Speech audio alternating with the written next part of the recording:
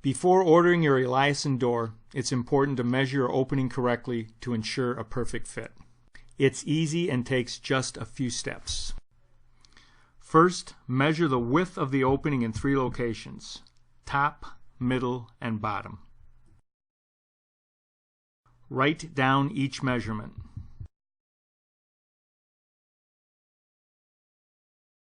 You may get different measurements for each location.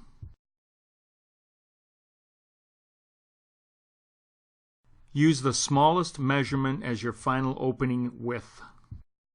The smallest measurement is used to ensure your door fits correctly when installed. Next, measure the height in 3 locations, each side plus the center. Again, use the smallest measurement as your final opening height.